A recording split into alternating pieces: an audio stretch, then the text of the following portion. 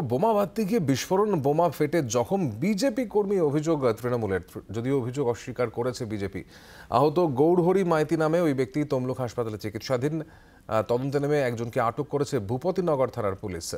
কিরণ মান্না রয়েছেন আমাদের প্রতিনিধি। কিরণ, কি ঘটনা ঘটেছে? দেখো, গভীর রাতে বোমা বাঁধতে গেছিল। বোমা বাঁধার সময় কোনো কারণে বিস্ফোরণ হয়েছে। বিস্ফোরণে একজন আহত হয়েছেন, গৌরহরি মাইতি নামে। তিনি গুরুতর জখম হয়েছেন। তাকে তমলুক বেসরকারি হাসপাতালে ভর্তি করা হয়েছে। অভিযোগ পেয়ে পুলিশ রাতেই ঘটনাস্থলে গিয়ে একজনকে আটক করেছে।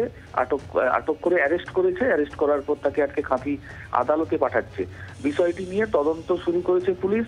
তৃণমূল কংগ্রেসের অভিযোগ, আসন্ন লোকসভা নির্বাচন, তার আগে বিজেপি এই ধরনের এলাকা দখলের জন্য বোমা বাঁধার কাজ চালাচ্ছে। যদিও এই ঘটনা অস্বীকার করেছে বিজেপির পক্ষে বলা হচ্ছে এই বিষয়টি সম্পূর্ণ অসত্য। তাদের কোনো কর্মী এই কাজে যুক্ত নয় বলে তারা দাবি করেছে।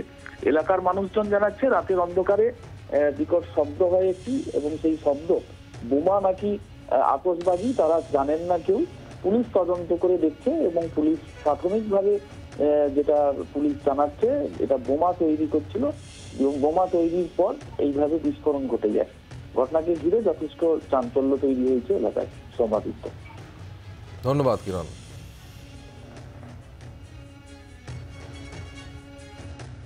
যেমন কালকে যেমন লোক বোম ফাটায়নি, কালকে বছরে পয়লা যাইছে আমার জানি বোম ফাটিছে। কেন মানে খাইতে বসি ঘর দিয়ে তখন দুটা এবার আমরা খাইতে বসি, যেমন এমনি ফাটায় বোম ফাটায় খাই ফাটাতে কি করছে ওকে মানে খুব একটা পাই এমনি যে বোম ফাটে পূজা পাঠিতে সেরকম। তারপর আর কি আমি কিন্তু জানিনি। রাত্রে সন্ধ্যাবেলা দেখিছি পুলিশ ব্যাগ এসছে, এসে কি খাই বোম বাঁধা হয়েছিল বলে কয়ে আমার কাছে যাইনি। শোনা যাবে যেটা বা দেখি দিয়েছি তো ঘর যে হচ্ছে যে সে বসে থাকলো, আর যে বাঁধছিল সে ইঞ্জর হয়েছে, সঙ্গে সঙ্গে তাকে নার্সিং দিয়েছে। বাংলার আওয়াজ, বাঙালির আবেগ, জি 24 ঘন্টা।